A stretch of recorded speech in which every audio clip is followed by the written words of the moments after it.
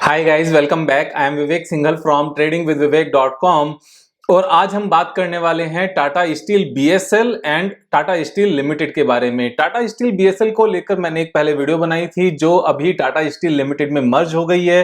तो उस केस में जो ओरिजिनली हमने बात की थी वो कितनी रिलीवेंट है आज की डेट में या कितनी नहीं है। टाटा स्टील बीएसएल के जिनके पास शेयर्स थे उनको एवरी 15 शेयर्स के बदले 1 शेयर मिल गया है टाटा स्टील लिमिटेड का। लेकिन अब क्या करें, किस प्राइस पर लिया था, कब तक हमें रखना चाहिए, बिजनेस क्या कहता है, यहां पर फंडामेंटल्स क्या कहते हैं और टेक्निकल्स क्या कहते हैं, we will consider and we will talk about each and everything.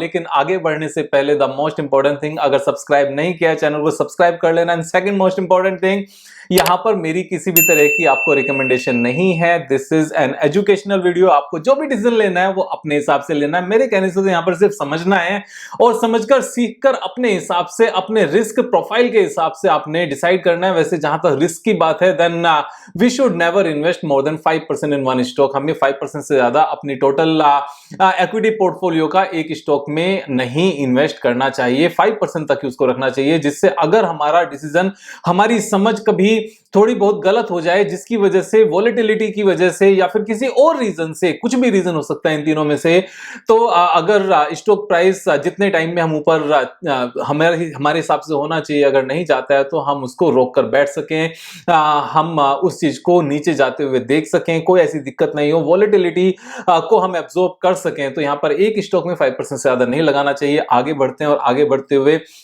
जैसे मैंने बताया, टाटा स्टील बीएसएल का जो शेयर है वो मर्ज हो गया है टाटा स्टील लिमिटेड में। ये 15 शेयर्स के बदले 1 शेयर मिला है। मैं स्क्रीन पर लेकर चलता हूं, आपको कुछ चीजें दिखाता हूं। जैसे टाटा स्टील बीएसएल का शेयर मैंने डिस्कस किया था, अगर आप यहां देखोगे मार्च 30 2021 को, यानी कि अभी ऑलमोस्ट 8 मंथ्स हुए हैं जब हमने इसको डिस्कस किया था। एंड जब हमने डिस्कस किया था उस टाइम पर इसका प्राइस 51.05 था। तो यहां पर ऑलमोस्ट 50 रुपीज था। और अगर हम आज की डेट में देखें, जब ये लास्ट टाइम ट्रेड हुआ तो यहां से डबल तक गया। 51 से 109 इसने हाई बनाया और ये हाई बनने में 10 मई को इसने हाई बनाया, तो सिर्फ कुछ ही महीने लगे थे। बेसिकली अगर आप देखोगे तो हमने इस डेट को यहां पर परचेज किया, यहां पर डिस्कस किया बेसिकली 30 मार्च को, और यहां से सीधा नॉन स्टॉप ये 100% से ज्यादा का इसका अपसाइड था और 109 इसका हाई बना। उसके बाद में ये कंसोलिडेशन में चला गया। फिर उसके बाद ये फाइनल डेट्स आने की बात हो गई कि 15 शेयर्स के बदले 1 टाटा स्टील का शेयर मिलेगा, तो इसने भी ऊपर की बढ़त दिखानी बंद कर दी। और फाइनली जब लास्ट डे को ये ट्रेड हुआ 12 नवंबर को, क्योंकि उसके बाद में ये शेयर डीलिस्ट हो गया और टाटा स्टील लिमिटेड में मर्ज हो गया, तो इसके शेयर्स प्रोफाइल से यानी कि डीमेट अकाउंट से निकल गए और हमें टाटा स्टील के शेयर्स मिल गए। तो जिसके पास 150 शेयर्स थे टाटा स्टील बीएसएल के, उसको 10 शेयर्स मिले। जिसके पास 15 शेयर्स थे उसको 1 शेयर मिला। तो 15 शेयर्स के बदले 1 शेयर मिला। अभी जिनके ये मर्ज हो गए हैं और जिन्होंने नीचे प्राइस पर परचेज किया है, थोड़ा सा ऊपर भी परचेज किया, अब क्या करें? टाटा स्टील का यहां पर क्या फ्यूचर नजर आता है? क्योंकि टाटा स्टील के जो यहां पर रिजल्ट्स थे और जो पूरे फाइनेंशियल्स थे, दोज वर सुपर्ब। यहां पर बुक वैल्यू ही 231 थी और जब हमने इसको डिस्कस किया था उस टाइम पर भी बुक वैल्यू 200 से ज्यादा ही थी एंड 50 रुपीज का ट्रेड कर रहा था। 4 टाइम्स तो यहां से सीधा सीधा बुक वैल्यू तक जाने का स्कोप था। लेकिन क्योंकि इसको मर्ज कर दिया गया तो अभी इसकी रिलीवेंस यहां पर खत्म हो जाती है। अभी जितनी भी रिलीवेंस है वो सारी रिलीवेंस टाटा स्टील की है। तो टाटा स्टील की जब हम रिलीवेंस की यहां पर बात करते हैं तो टाटा स्टील का शेयर्स क्या कहते हैं आज की डेट में, तो यहां पर 2 इंपॉर्टेंट पॉइंट्स हैं। एक तो टाटा स्टील लिमिटेड के जो ये नंबर्स हैं सितंबर क्वार्टर तक के, ये सिर्फ टाटा स्टील के नंबर्स हैं। इन नंबर्स में टाटा स्टील बीएसएल के नंबर्स ऐडेड नहीं हैं। सो एक तो ये पॉइंट है। दूसरा पॉइंट, अगर इनको ऐड कर ले तो क्या सिचुएशन निकल कर आएगी? तो जब हम ऐड करेंगे तो हम यहां पर मार्केट कैपिटलाइजेशन भी ऐड करेंगे, क्योंकि जैसे ही हमें न्यू शेयर्स इसके मिल गए हैं तो कैपिटल शेयर मार्केट कैपिटलाइजेशन भी बढ़ जाएगी। और जैसे ही यहां पर नेट प्रॉफिट हम ऐड करेंगे तो यहां पर प्रॉफिटेबिलिटी भी बढ़ जाएगी। तो वो कितनी इंक्रीज होगी एक बार ये देख लेते हैं। 1,39,000 करोड़ की यहां पर टाटा स्टील की मार्केट कैपिटलाइजेशन है। तो एक तो ये इंपॉर्टेंट पॉइंट है। दूसरा, टाटा स्टील बीएसएल की जो मार्केट कैपिटलाइजेशन थी वो 9,000 करोड़ थी। ऑलमोस्ट इतनी ही मार्केट कैपिटलाइजेशन हमारी यहां पर आकर ऐड हो जाएगी, यानी कि ये 1,39,000 करोड़ से बढ़कर 9,000 करोड़ इसमें ऐड कर दें तो 1,48,000 करोड़ की मार्केट कैप हो जाएगी इसकी, जो कि 1,50,000 करोड़ आप राउंड फिगर करके मानकर चलो, जिससे हमारी कैलकुलेशन थोड़ी सी इजी हो जाए। तो यहां पर 1,50,000 करोड़ की मार्केट कैपिटलाइजेशन होगी। अब बात करते हैं नेट प्रॉफिटेबिलिटी की। तो अगर हम सितंबर क्वार्टर के रिजल्ट्स की बात करने लगे हैं, सितंबर क्वार्टर में जो यहां पर टाटा स्टील लिमिटेड का नेट प्रॉफिट है दैट इज 11,900 करोड़ और टाटा स्टील बीएसएल का सितंबर क्वार्टर का नेट प्रॉफिट कितना था वो एक बार देख लेते हैं। This is 1,837 crore. तो 1,837 को अगर हम 11,900 में यहां पर ऐड कर लें तो ये नंबर एक अच्छा खासा नंबर आता है, यानी कि 13,900 के आसपास, 13,800 के आसपास ये नंबर आता है। 13,800 करोड़ ये एक क्वार्टर का नेट प्रॉफिट है। अब 13,800 अगर 14,000 इसको राउंड फिगर में मान लें, अगेन कैलकुलेशन इजी करने के लिए 14,000 करोड़ अगर एक क्वार्टर का नेट प्रॉफिट है, अगर सेम रिजल्ट्स आएंगे 4 क्वार्टर्स तक तो ये 56,000 करोड़ बैठता है। अब 56,000 करोड़ का मतलब क्या है, एक साल का नेट प्रॉफिट है ये 56,000 करोड़ और पूरी market capitalization after adding Tata Steel BSL this is less than 1,50,000 crore. अब 1,50,000 1,50,000 करोड़ की टोटल मार्केट कैपिटलाइजेशन है, एक साल का नेट प्रॉफिट बैठता है 56,000 करोड़। अगर करंट की सिचुएशन के हिसाब से ही रिजल्ट्स आए, मैं वो वाली बात ही नहीं कर रहा हूं कि इस प्रॉफिट के बाद ये अपनी कैपेसिटी इंक्रीज करेंगे, इनकी वर्किंग एफिशिएंसी और अच्छी हो जाएगी, जो इनके ऊपर डेट है वो ये डेट रीपे कर देंगे, जो इनके ऊपर अच्छा खासा डेट है जो ये रीपे कर भी रहे हैं धीरे धीरे, ये सारा रीपे कर देंगे। अब जब ये डेट यहां से रीपे हो जाएगा 78,000 करोड़ का, अगर हम एक बार एक क्वार्टर का यहां पर इंटरेस्ट देखें कितना बनता है तो ये 4,000 करोड़ के आसपास हमारा इंटरेस्ट बनता है। एक साल का, एक क्वार्टर का ही इंटरेस्ट 1,000 करोड़ है।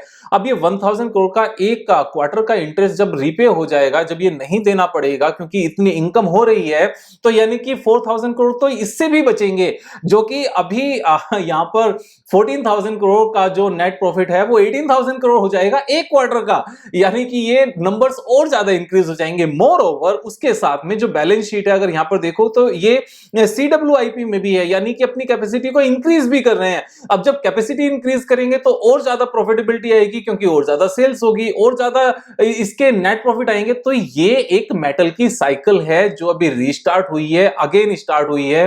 मोर एक और सबसे इंपॉर्टेंट पॉइंट, जितनी भी चीजें इंडिया में प्रोड्यूस हो सकती हैं या मैन्युफैक्चर हो सकती हैं, इंडियन गवर्नमेंट का उन पर्टिकुलर स्पेसिफिकली उन प्रोडक्ट्स पर पूरा ध्यान है कि हम उन प्रोडक्ट्स का इंपोर्ट करना बंद करें, क्योंकि जो अपना फॉरेन रिजर्व है वो सिर्फ और सिर्फ उन चीजों में यूज होना चाहिए जिन चीजों को इंडिया में प्रोड्यूस या मैन्युफैक्चर ना किया जा सके। जो यहां पर स्टील है, स्टील एक ऐसा प्रोडक्ट है जो पूरी तरीके से इंडिया अपने आप में कैपेबल है। इंडिया के पास इनफ माइंस हैं, आयरन ओर है, इंडिया के पास अपनी मैन्युफैक्चरिंग कैपेबिलिटीज हैं, इनको इंक्रीज किया जा सकता है। एंड सबसे इंपॉर्टेंट पॉइंट क्या है, जब इंपोर्ट होना बंद होगा तो अपनी यहां पर कंपनीज के पास अपनी प्राइसिंग पावर आएगी, क्योंकि बाहर से सस्ता स्टील जब नीचे मींस कंट्री में लाकर डंप किया जाता है तब इंडियन कंपनीज को प्रॉब्लम होती है। जब इंडियन कंपनीज अपने आप में ज्यादा मैन्युफैक्चरिंग और अपनी कैपेसिटी बढ़ाएंगी, और जहां तक डिमांड की बात है ना, तो इंडिया में पर कैपिटा जो स्टील का कंजम्पशन है वो वर्ल्ड में बहुत ज्यादा हाई लेवल पर नहीं है, चाइना का बहुत ज्यादा है। जितने ज्यादा रोड्स बनेंगे, कंस्ट्रक्शन होएगी, पुल्स बनेंगे, फैक्ट्रीज बनेंगी और रिजोर्ट्स बनेंगे, डैम बनेंगे, मींस सब कुछ, जितनी ज्यादा कारें बनेंगी, जितने ज्यादा ट्रक्स बनेंगे, ट्रेन्स बनेंगी, सब चीजों में स्टील यूज होता है। तो स्टील के बिना एक्चुअल में इस पूरे वर्ल्ड में सच कुछ भी नहीं हो सकता। सब चीजों में स्टील यूज होता है कहीं ना कहीं, किसी ना किसी रूप में। तो यहां पर जब हम ये सारी बातें करते हैं तो यहां इससे हमें फ्यूचर ग्रोथ प्रोस्पेक्ट पता चलता है। लेकिन अगर करंट में भी देखें तो अगर 50,000 करोड़ का नेट प्रॉफिट एक क्वार्टर का, एक साल का आता है सॉरी, और पूरी कंपनी 1,50,000 करोड़ की है, तो 3 के पीई पर ये कंपनी ट्रेड करती है। इस हिसाब से अभी यहां पर 4.39 नजर आता है, क्योंकि ये ट्रेलिंग 12 मंथ्स का है और इसमें कुछ भी इंपैक्ट नहीं लिया गया है टाटा स्टील बीएसएल का। These numbers are only for Tata Steel. लेकिन कमिंग क्वार्टर्स में जब ये नंबर्स टाटा स्टील बीएसएल के साथ ऐड होकर आएंगे तो यहां से बहुत रोजी पिक्चर नजर आती है, अमेजिंग नंबर्स नजर आते हैं। 1,39,000 means 1,50,000 crore rupees of market cap for this size of company, जिसका कैश फ्लो मार्च 2021 का 44,000 करोड़ है। इतना कैश एक साल के अंदर अंदर आना, वो भी रिसेंट के जो दो हाई नेट प्रॉफिट वाले क्वार्टर्स हैं उनको हटाकर, ये जो बाद में प्रॉफिट आए हैं 20,000 करोड़ के, ये अलग है। इससे पहले ही इतना ज्यादा कैश फ्लो आना मींस ये यहां से बहुत बहुत बहुत ज्यादा बड़ी हो सकती है। ये सेम ही तरीके से बड़ी हो सकती है जैसे मैंने यहां पर लिखा था, Tata group 10x multi bagger, तो 2x तो ये हो चुका है क्योंकि 51 पर लिया था, 109 तक गया था, जब ये यहां पर कन्वर्ट भी हुआ तो 85 तक गया, तो डबल तो हो चुका है। अब डबल के बाद 5 टाइम्स होता है तो टोटल 10 टाइम्स होगा ऑफ कोर्स। तो यहां पर टाटा स्टील क्या 5 टाइम्स हो सकता है? बिल्कुल हो सकता है, उसमें कोई दो राय है ही नहीं। जिस तरीके से मेटल के प्राइसेस वर्ल्ड ओवर ऊपर हैं, जिस तरह से इंपोर्ट पर कर्ब किया जा रहा है, एंटी डंपिंग ड्यूटीज लगेंगी अगर किसी भी तरीके से इंडिया में बाहर का स्टील डंप होना शुरू होगा। इंडिया की अपनी डिमांड इतनी ज्यादा है, अपनी प्रोडक्शन कैपेसिटी बढ़ानी है, अपना जीडीपी बढ़ाना है, और यहां पर कैश फ्लो सुपर्ब है। एंड एक और इंपॉर्टेंट पॉइंट जहां पर टाटा ग्रुप की बात है, तो टाटा ग्रुप में जब से न्यू चेयरमैन आए थे, जो टीसीएस के पहले चेयरमैन थे, जब टाटा सन्स के चेयरमैन बने, तो सारी एक एक कंपनीज के ऊपर ध्यान है। उससे पहले एक एक कंपनीज की प्रॉफिटेबिलिटी पर उतना ध्यान नहीं था, अभी प्रॉफिटेबिलिटी पर ज्यादा फोकस किया जा रहा है। तो यहां पर मैं बहुत ज्यादा बुलिश हूं टाटा स्टील पर। टाटा स्टील के नंबर सुपर्ब हैं, सारी चीजें सुपर्ब हैं, और आपको अपना डिसीजन लेना अपने हिसाब से। लेकिन अभी तक हमने टाटा स्टील का एक बार भी चार्ट नहीं देखा है, तो एक बार टाटा स्टील का चार्ट भी देख लेते हैं। टाटा स्टील का चार्ट देखकर एक्चुअल में यहां से क्या पता चलता है कि ये यहां अगर हम एक बार दोबारा से सारी ड्राइंग करें तो यहां पर इसने हाई बनाया था 1534 का, और 1534 से इस पूरे पीरियड में यहां पर मार्केट में करेक्शन भी हुई, उसकी वजह से नीचे भी आया। लेकिन करंट प्राइस से अगर हम लास्ट नंबर भी निकालने लगे तो 33% का तो अपसाइड यही है। ये अपसाइड जाने में कितना टाइम लगेगा? मुझे बहुत ज्यादा टाइम लगता हुआ नजर नहीं आता। और एक बार अगर हम वीकली चार्ट पर बड़ा टाइम फ्रेम देखने लगे तो क्या नजर आता है? एक बहुत ही अच्छी ये फिगर नजर आती है कि अब से करीब करीब 14 ईयर्स बैक 2007 में इसका प्राइस हाईएस्ट एवर क्या बना था? 909, और अभी किस प्राइस पर ट्रेड कर रहा है? 1148।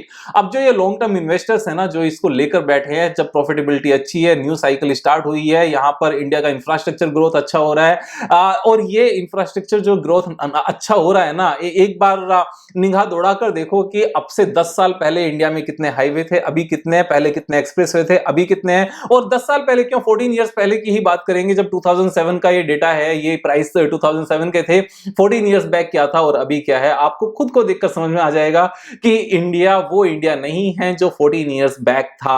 अभी इंडिया वो इंडिया है जो चाइना एक्चुअल में अब से 14 इयर्स बैक था, 15 इयर्स बैक था। India is growing at a very fast pace, और मैं ये नहीं कहूंगा कि इंडिया चाइना से आगे निकलेगा या नहीं निकलेगा, वो आगे के नंबर्स बताएंगे, लेकिन इंडिया राइट ट्रैक पर है। स्टील कंजम्पशन को कोई इग्नोर नहीं कर सकता, अच्छे नंबर्स हैं, एवरीथिंग इज सुपर्ब। तो मैं यहां पर कोई अगर मैं कहता हूं कि यहां से 5 टाइम्स हो सकता है क्या?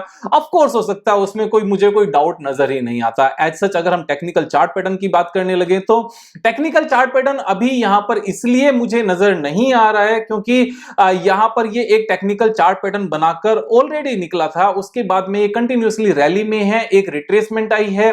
ये रैली अभी रुकने वाली नजर नहीं आती।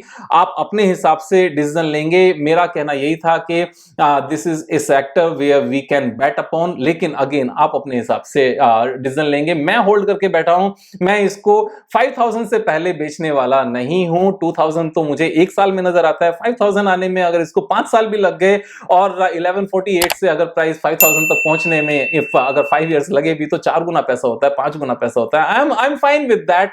मुझे इससे ज्यादा इक्विटी मार्केट से एक्सपेक्टेशन नहीं होती कि 5 साल में मेरा पैसा 4 गुना हो जाए। तो थैंक यू सो मच, कल फिर मिलेंगे एक नई वीडियो के साथ, तब तक मजे करो यार। Thank you so much.